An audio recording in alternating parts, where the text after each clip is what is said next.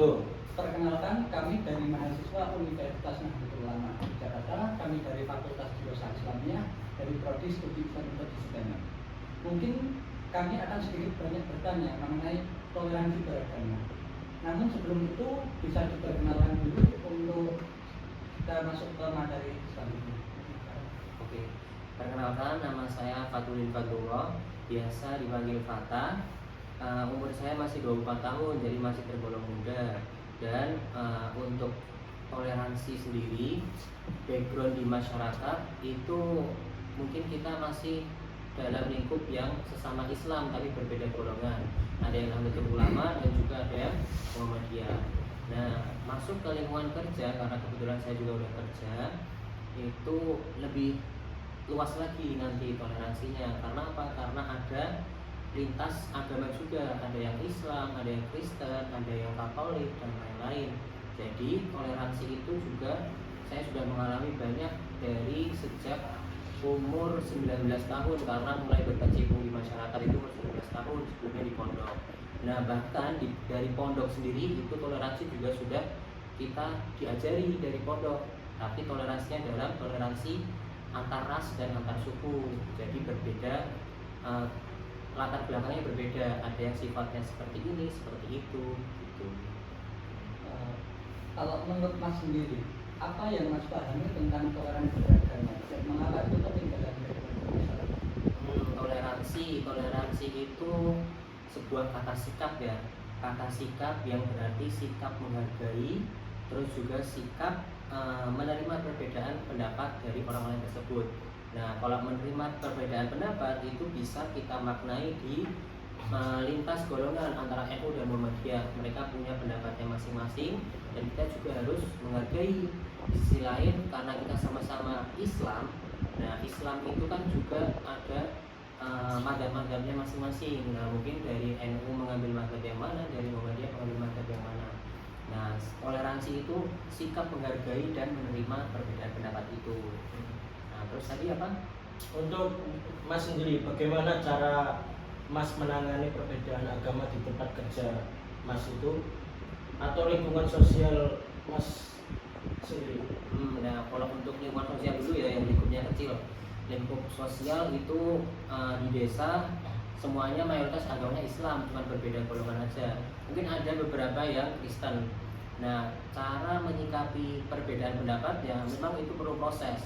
Jadi ketika di awal saya berkecimpung di masyarakat, itu memang banyak penolakan dari pihak-pihak sebelah yang tidak suka misal sholawatan, yang tidak suka bisik-bisik di atas jam 8, karena kan biasanya acara sholawatan dimulai di jam 8 atau jam 9. Nah, itu kan ada warga yang tidak suka karena bising dan lain-lain, padahal kan kita juga mengikuti adat kita di Nahdlatul Ulama, yaitu bersolawat kepada Kanjeng Nabi Muhammad. Nah, cara menyikapinya yaitu memang agak susah, jadi memang perlu proses. Jadi kita kenalkan dulu ke masyarakat, kita kasih dalil-dalil juga bahwasanya bersolawat kepada Nabi itu dianjurkan. Bahkan para hewan dan para tumbuhan itu juga bersolawat kepada Nabi, sesuai dijelaskan juga kan. Nah, itu memang perlu proses, jadi tidak cepat mungkin. Dan prosesnya itu kadang kita dimaki juga pernah, dihentikan juga pernah di masyarakat itu. Nah, nanti seiring berjalannya waktu, masyarakat pun juga paham. Kadang ada yang malah sampai ikut juga walaupun dia Muhammadiyah tapi juga ikut sholawatan. Ketika kita ada syukuran juga yang mungkin sampai jam 11 malam. Nah, itu kadang kita juga mengajak orang-orang yang lain. Jadi tidak hanya lingkungan kita, di lingkungan NU maksudnya, kita juga mengajak masyarakat yang lain. Kadang ada yang nonis juga itu ikut merayakan juga. Jadi lebih tepatnya ketika takbiran itu kita semua mengajak seluruh elemen masyarakat. Jadi kita yang utama ngundang Pak Dukuh, karena Pak Dukuh ini inti dari toleransi beragama dan toleransi bermasyarakat.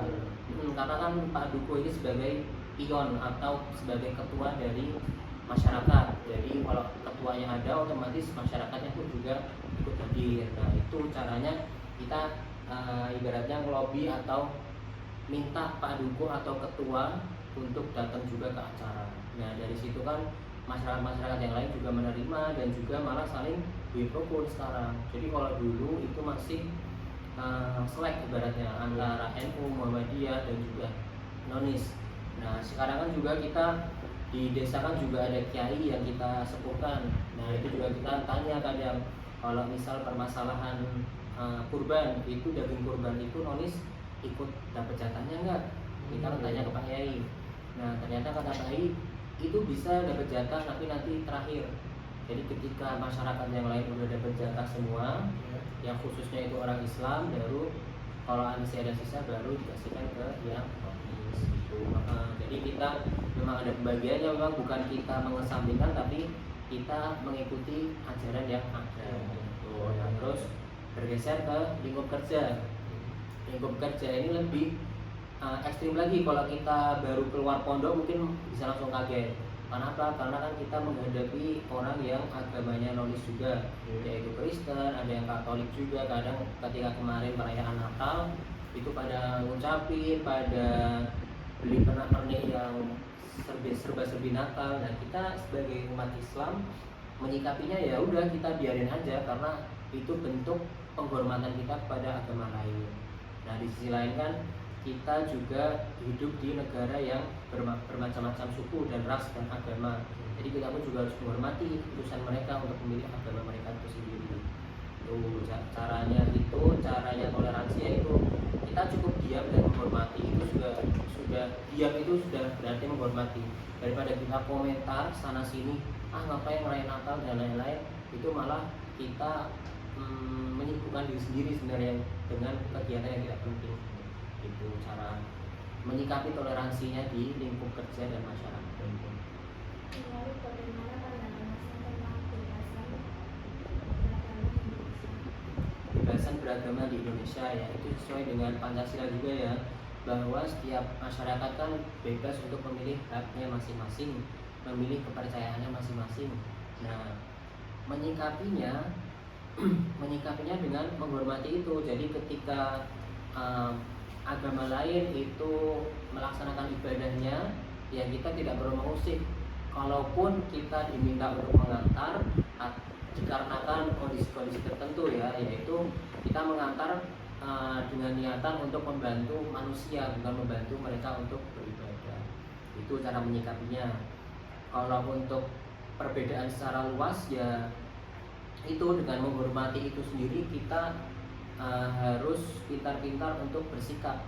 Bagaimana kita memasang wajah menghormati walaupun kita sebenarnya itu nggak suka ya, itu juga diperlukan. Bagaimana cara kita berperilaku, berbicara itu juga. Jadi ketika ada seseorang yang sedang menjelaskan pendapatnya, itu kita diam dulu. Adabnya seperti itu.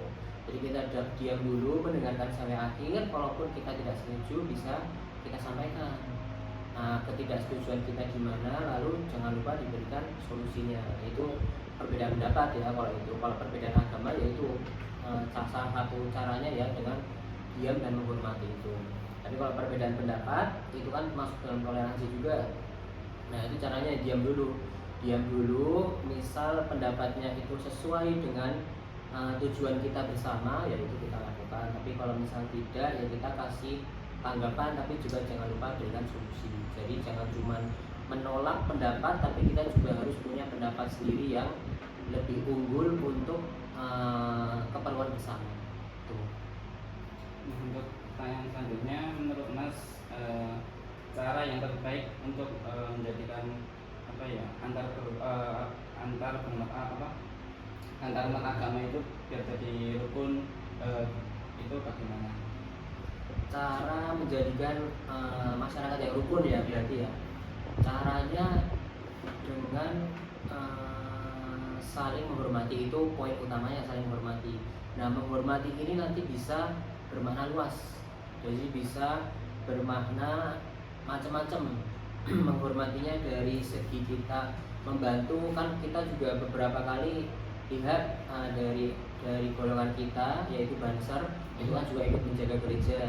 Itu juga dari golongan kita ikut menjaga acara-acara keagamaan lain atau juga acara-acara dari golongan yang lain. Nah itu kita mulai masuk di situ. Kenapa? Karena untuk membuktikan bahwa kita NU itu juga menghormati agama lain dan juga menghormati golongan yang lain. Nah dari situ mulai kita membantu golongan lain untuk melaksanakan ibadahnya atau kegiatannya. Nah kita masuk ke sana, kita membantu, otomatis golongan lain juga akan menghormati kita. Jadi ketika kita ingin menghormati orang lain, kita harus ketika kita ingin dihormati orang lain, kita harus menghormati orang lain terlebih dahulu. Sama kalau ketika kita ingin diperlakukan baik oleh orang lain, berarti kita harus berperilaku baik dulu pada orang lain. Nah itu poinnya adalah kuncinya di diri sendiri. Bagaimana kita memperlakukan baik kepada orang lain, bagaimana kita toleransi kepada orang lain, maka orang lain akan toleransi kepada kita. Bagaimana kita memahami orang lain, maka orang lain juga akan memahami kita.